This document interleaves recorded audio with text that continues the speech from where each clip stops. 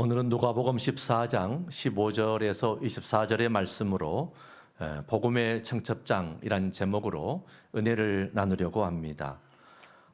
보네포 목사님은 신도의 공동생활이라는 책에서 이런 말씀을 합니다. 그리스도인의 식탁 교제는 의무입니다. 우리가 먹는 것은 일용할 양식입니다. 일용할 양식은 나 혼자만의 소유가 아니라 우리가 함께 나누는 것입니다. 이 떡을 통하여 우리는 영과 육이 굳건하게 하나로 묶어진 공동체가 됩니다. 식탁 교제에서 우리는 이곳 지상에서의 덧없이 지나갈 방랑의 떡을 먹는 것입니다. 그러나 이 떡을 먹는 이들은 언젠가 한 아버지의 집에서 영원한 떡도 함께 먹을 것입니다. 이런 말을 했습니다.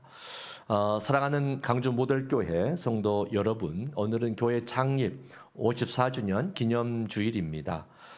오늘이 있기까지 교회를 세우시고 교회 머리가 되시고 인도하신 하나님께 영광을 돌립니다.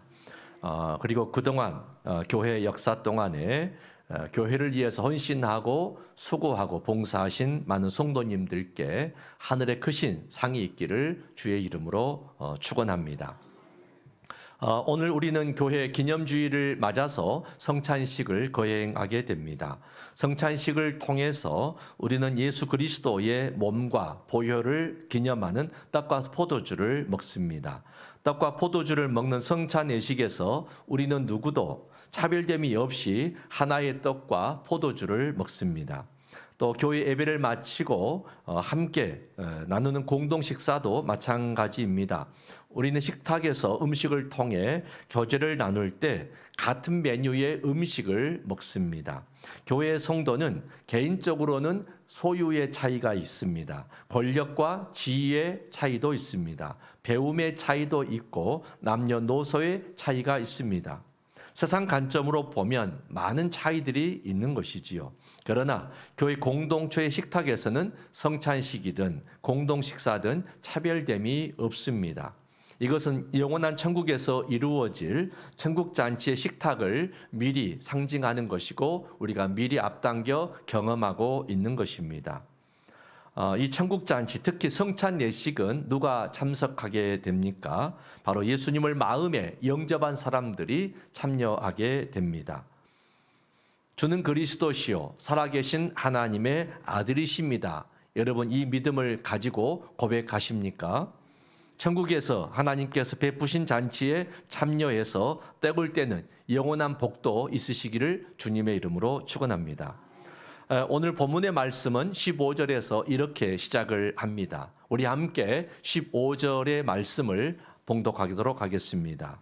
함께 먹는 사람 중에 하나가 이 말을 듣고 이르되 무릇 하나님의 나라에서 떡을 먹는 자는 복되도다 하니 아멘. 오늘 본문은 하나님의 나라라는 말로 시작이 됩니다. 예수님은 하나님 나라를 비유로 설명을 하십니다. 가르치시고 하십니다. 예수님께서는 하나님의 나라를 가르치실 때 항상 비유로서 가르치셨습니다. 하나님 나라의 비밀은 인간의 차원, 인간의 영역과는 현실적으로 달라서 이해하기가 쉽지 않기 때문입니다. 그래서 예수님께서는 비유로서 하나님 나라를 가르치신 것입니다. 성경의 복음서에 비유가 나오면 하나님 나라를 주제로 하고 있구나 이렇게 해석해도 무방합니다. 본문의 15절의 말씀은 잔치에 참석한 한 사람의 감탄사로 시작하고 있는 것이지요. 함께 먹는 사람 중에 하나가 이 말을 듣고 이르되 무릇 하나님의 나라에서 떡을 먹는 자는 복되도다 이렇게 말씀합니다. 잔치에 참여한 한 사람이 잔치의 즐거움과 기쁨으로 천국을 생각하였다 하는 것이죠. 이런 이야기입니다. 이 잔치가 이렇게도 기쁘고 즐거우니 천국의 잔치가 이럴 것이다. 이런 감탄사를 한 것입니다. 사랑하는 성도 여러분, 세상에서 기쁨과 즐거움이 넘치고 감사와 행복이 넘칠 때 이것과는 비교할 수도 없는 천국에서의 기쁨과 평안이 감사와 행복이 넘치는 영원한 생활이 있는 것을 여러분 믿고 감사하시는 여러분 되기를 축원합니다. 오늘 본문은 누가복음 14장 7절에서부터 이어지고 있는 말씀이기도 합니다. 예수님께서 잔치집에 초대되어서 그곳에 앉아 계십니다. 그곳에는 제자들과 많은 사람들이 참석해 있습니다. 이들에게 하나님 나라의 비밀을 말씀하고 있는 거죠. 첫 번째 교훈은 이런 이야기세요. 너희는 잔치상에 앉을 때 상석보다는 겸손하게 끝자리에 앉아라. 이런 말씀이 첫 이야기고, 두 번째는 이런 말씀이에요. 잔치를 열고 사람들을 초대할 때 너희가 대접하였으나 다시 너희에게 갚을 길이 없는 그런 사람들을 많이 초청해서 대접해라. 그러면 훗날에 하늘에서 상이 있고 보상이 있을 것이다. 이게 두 번째 교훈의 말씀이고, 세 번째 교훈의 말씀이 오늘 본문의 말씀입니다. 하나님께서는 천국의 큰 잔치를 여시고 사람들을 초대하는 분이시다. 이런 말씀이죠. 성도 여러분, 세상에서 많은 기쁨이 있습니다. 그리고 큰 기쁨이 있을 때 어떻게 합니까? 잔치를 열어서 사람들과 흥을 나누고 대접하고 그렇죠. 천국은 세상의 그 어떤 기쁨의 잔치보다도 비교할 수 없는 복이 있는 곳입니다. 그래서 주님은 천국을 세상의 잔치집과도 같다 이렇게 비유하고 계시는 거죠. 하나님께서는 천국 잔치를 여시고 사람들을 초청하십니다. 오늘 비유를 보면 하나님께서 큰 잔치를 여시고 종들을 보내어서 사람들을 초대하는 것을 볼 수 있습니다. 그런데 본문에 보니까 초대받은 사람들이 어떻게 한결같이 갈 수 없다 핑계를 대면서 거절하는 말씀이 나오지 않습니까? 한 사람은 이렇게 말해요. 나는 밭을 샀는데 경작하려면 밭에 나가봐야 해서 잔치에 갈 수 없습니다. 이렇게 말을 합니다. 또 다른 사람은 나는 소 5겨리를 샀는데 이 소들을 시험해 보아야 해서 바빠서 잔치에 갈 수 없습니다. 이렇게 거절합니다. 또 한 사람은 나는 장가 들었기 때문에 잔치에 갈 수 없습니다. 이렇게 말들을 합니다. 이미 사전에 초청들을 받았고 이제 큰 잔치가 당일 열렸는데 정작 잔치에 참석할 사람들이 여러 가지 이유를 댑니다. 핑계를 하고 참석할 수 없다 이렇게 말을 합니다. 이 말을 들은 잔치집 주인은 참으로 분노를 합니다. 큰 잔치 준비를 다 마쳤는데 난처하게 된 것입니다. 요즘이야 냉장고가 있기 때문에 음식을 보관하면 그만이지만 옛날에는 장만한 음식을 어떻게 할 수 없죠. 상해서 다 버릴 것 아닙니까? 이러한 상황에서 큰 잔치를 연 주인은 어떻게 합니까? 오늘 비유의 말씀은 영원한 천국 잔치를 준비하신 그 준비를 마치신 하나님께서 어떻게 하느냐 하는 그런 비유의 말씀입니다. 오늘 본문의 말씀에서 주인은 어떻게 잔치상의 자리를 채우도록 했습니까? 먼저 사전에 초청한 사람들을 초청을 먼저 하는 것을 볼 수가 있습니다. 본문의 16절과 17절의 말씀 함께 봉독합니다. 이르시되 어떤 사람이 큰 잔치를 베풀고 많은 사람을 청하였더니 잔치할 시각에 그 청하였던 자들에게 종을 보내어 이르되 오소서 모든 것이 준비되었나이다 하매. 아멘. 옛날 유대 풍습에서는 잔치를 열게 되면 2번 초청을 했다고 합니다.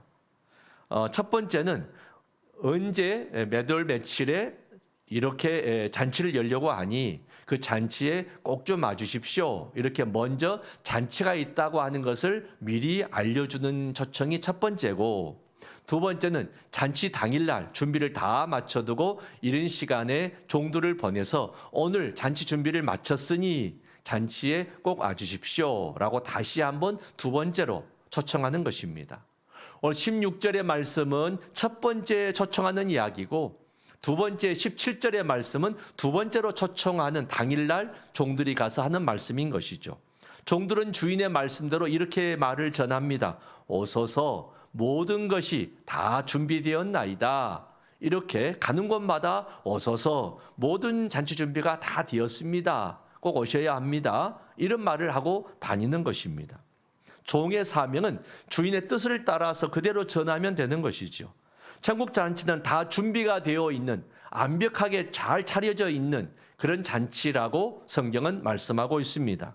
그러므로 하나님의 종된 성도들은 세상 사람들에게 오십시오. 천국 잔치가 다 준비되어 있습니다. 오시기만 하면 됩니다. 이 말을 하는 것입니다. 사람들이 초청에 응하든지 응하지 않든지 성도는 하나님의 종된 사명으로 이 복음 전할 사명, 천국 잔치가 다 준비되었으니 오시기만 하면 됩니다. 이것을 전하는 것은 우리의 사명입니다. 그런데 전도했으나 초청에 응하지 않는다면 그 책임은 천국 잔치의 초청을 거절한 그 사람의 책임이다라는 것이죠. 하나님께 먼저 초청을 받았으나 거절한 사람들은 어떤 사람을 의미합니까? 오늘 본문에서 바로 초청을 거절한 사람들은 유대인이라는 것을 말하고 있습니다. 유대 민족입니다. 그들은 하나님의 선택된 백성들, 선민이었습니다. 하나님의 율법을 알고 있는 민족입니다. 유대인은 모세의 율법을 맡은 자들이요 선지자의 교훈을 알고 있는 사람들입니다. 이들은 하나님 나라의 유업을 이어받아야 하고 나아가서 이방 백성들, 이방 민족에게 제사장적 사명을 감당해야 될 그런 책무를 받은 사람들입니다. 그런데 오히려 그들은 생명의 주 예수님이 오셨는데 예수님을 배척하고 거절하고 핍박한 사람들이 되었습니다. 그러므로 하나님께서는 생명의 촛대를 유대교의 전통에서 이제는 영적 이스라엘은 교회로 옮겨버리신 것입니다. 교회는 하나님의 생명의 촛대가 세워진 곳입니다. 이곳은 54년 전에 하나님께서 생명의 촛대를 세우신 곳이고 성령의 뜨거운 불로서 생명의 촛대는 다시 더 뜨겁게 타올라서 생명의 빛이, 복음의 빛이 온 땅에 퍼지게 하는 교회인 줄로 믿습니다. 이제 하나님께서는 종들에게 빨리 거리와 골목으로 나가서 사람들을 초대해라 이렇게 말씀합니다. 본문의 21절 말씀 함께 봉독합니다. 종이 돌아와 주인에게 그대로 고하니 이에 집 주인이 노하여 그 종에게 이르되 빨리 시내의 거리와 골목으로 나가서 가난한 자들과 몸 불편한 자들과 맹인들과 저는 자들을 데려오라 하니라. 아멘.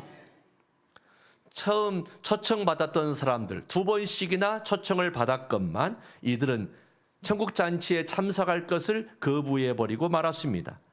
그러자 분노한 주인은 종들에게 다시 말합니다. 거리와 골목에 나가서 시내의 거리와 골목에 나가서 사람들을 데려와라. 어떤 사람들입니까? 가난하고 거동이 불편하고 장애가 있는 사람들을 모시고 와라. 이렇게 말을 합니다. 유대인처럼 스스로 나는 의롭다고 여기는 그런 외식하는 자들, 이런 사람들이 아닙니다. 바로 가난하고 거동이 불편하고 장애가 있는 이들은 다름 아니라 하나님의 사랑이 필요하고 자비와 긍휼이 절실히 필요하고 하나님의 치유의 손길이 필요한 사람들입니다. 이들은 초청을 받았을 때에 기쁨으로 잔치에 달려 나왔다는 것이지요. 여러분, 누가 천국 잔치의 초대에 응하고 참석했습니까? 그들은 가난하고 병들고 온전치 못한 불행한 그런 사람들이었습니다. 그들은 그들의 삶의 결점들 때문에 주인의 초청에 응하였고 그 잔치의 즐거움을 누릴 수가 있었습니다. 그렇다면 인생에서 겪는 불행과 그런 결점들이 오히려 하나님 앞에 나와 복을 누리게 되는 동기가 될 수 있다라는 것이죠. 오늘날 세상에는 많은 물질과 높은 권력, 훌륭한 가문의 명성과 명예, 그리고 높은 학벌과 건강, 탁월한 재능 때문에 하나님의 초청을 거절하는 사람들이 많이 있습니다. 자신이 가진 그 좋은 것들이 결국 하나님의 복음을 받아들이는데 장애가 될 수도 있다라는 것이죠. 자신이 세상에서 소유한 것이 행복인 줄 알았는데 오히려 영적으로 보면 불행이 되고 축복이 아니라 저주가 될 수 있다라는 깨우침입니다. 그러므로 하나님의 초청에 응하는 축복은 신분에 있는 것이 아니고 순종에 있는 것입니다. 하나님의 초청에 응하는 것은 자신의 삶의 자랑과 교만에 있지 아니하고 자신을 낮추고 겸손함에 있다라는 것입니다. 그러므로 우리는 세상에서 가난하고 불행하고 연약한 자들에게 찾아가야 합니다. 마음이 겸손하여서 복음을 받을 준비가 되어 있는 이들에게 복음을 전해야 합니다. 어떻게 이러한 사람을 알 수 있습니까? 일단 전해야 합니다. 전하면 하나님께서 준비된 사람을 만나도록 해주시는 거죠. 전도는 하나님께서 복음을 받아들일 준비가 되어 있는 사람들을 미리 준비해 두시는 것입니다. 전도는 하나님께서 하십니다. 하나님의 섭리를 믿고 그러므로 복음을 전해 보시기를 바랍니다. 하나님께서는 이제 종들에게 더 멀리 길가에 가고 더 멀리 산 울타리까지 가서 전해라 이렇게 말하지 않습니까? 본문의 22절에서 24절의 말씀 함께 봉독합니다. 종이 이르되 주인이여 명하시는 대로 하였으되 아직도 자리가 있나이다. 주인이 종에게 이르되 길과 산 울타리가로 나가서 사람을 강권하여 데려다가 내 집을 채우라. 내가 너희에게 말하노니 전에 청하였던 그 사람들은 하나도 내 잔치를 맛보지 못하리라 하였다 하시니라. 아멘. 종들이 와서 말을 해요. 주인이여 명령대로 시내에 나가서 시내 길과 골목에서 사람들을 데려왔는데 아직도 잔치 자리가 많습니다. 그때 주인이 뭐라고 합니까? 이제 저 멀리 길과 산 울타리가로 나가서 사람을 강권하여 데려다가 내 집을 채워라 이렇게 말을 합니다. 전도는 평소 나와 가까운 이들에게 먼저 전해야 하는 것이죠.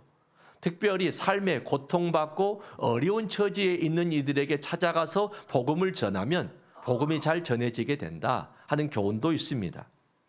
그런데 이걸 넘어서서 평소 나와 가까운 이들을 넘어서서 인간관계를 좀 더 넓혀보면 알지 못했던 이웃들에게도 복음이 전해질 수 있다라는 깨우침입니다. 더 나아가서 복음이 전해지는 것은 우리 지역사회만이 아니고 이 나라와 민족, 더 나아가서 온 세계에 복음이 전해져야 한다라는 말씀이기도 합니다. 오늘 우리는 캄보디아에 복음을 전하려고 합니다. 신앙으로 인재를 키우기 위해 석사관을 운영하기로 했지요. 건물 한 채를 월세로 구입하고 학생들이 들어와서 이미 시작이 되었습니다. 그리고 건기가 되면 마실 물이 없어서 오염된 웅덩이 물을 마심으로 많은 사람들이 수인성 질병으로 고통을 겪습니다. 특히 아이들이 수인성 전염병으로 유아 사망률이 높은 나라가 캄보디아입니다. 그동안 우리는 많은 우물을 파주었고 이번에도 무려 19곳의 우물을 계속 파고 있는 중에 있습니다. 그리고 복음을 전하도록 교회당 건축을 준비하고 있습니다. 곧 건축이 시작되게 될 것입니다. 오늘 우리가 드리는 교회 사랑 헌금은 전액 캄보디아 선교에 쓰여질 것입니다. 큰 잔치를 연 주인은 종들에게 강권하여 데려다가 내 집을 채우라 이렇게 말씀했습니다. 강권이라는 말은 폭력을 쓰라는 의미가 전혀 아닙니다. 강력한 사랑으로 권유해라 그런 뜻이죠. 강권은 정성을 다해서 상대방의 인격에 호소하는 열심입니다. 포기하지 않고 끝까지 간절하게 권면하여 데려오라 하는 것이죠. 왜 그렇게 강권하여서라도 열심히 데려와야 합니까? 하나님께서는 모든 사람이 구원받기를 원하시기 때문이죠. 사랑하는 성도 여러분, 우리가 예수님 믿고 천국 가는 것을 가장 기쁘고 자랑스럽고 후회하지 않는 일이다 자부심을 갖는다면 나만 천국 가면 되겠습니까? 사랑하는 이들을 함께 천국에 가야 하도록 전해야 되지 않겠습니까? 여러분, 여러분의 가정이 복음으로 하나 되시고 온 가정이 복음 안에서 구원을 이루기를 주의 이름으로 축원합니다. 또 우리가 복음을 강권해서라도 사랑으로 인격적으로 전하는 것은 주님의 명령이기 때문입니다. 또한 하나님의 집은 아무리 모든 사람을 데려온다 할지라도 자리가 충분한 잔치집이기 때문입니다. 오늘 말씀을 마무리합니다. 7월 7일 맥주 감사절에 우리 모두는 한 영혼을 주님께로 인도하자고 결단하고 이를 위해서 우리가 사명을 받았습니다. 여러분 마음에 전도할 대상들을 생각해 보시고 품고 기도해 보시기를 바랍니다. 하나님께서 틀림없이 지혜도 주시고 능력도 주시고 함께 주셔서 놀라운 결과를 체험하게 할 줄로 믿습니다. 우리 예수님은 신랑 되신 분이라고 했습니다. 교회는 예수님의 신부입니다.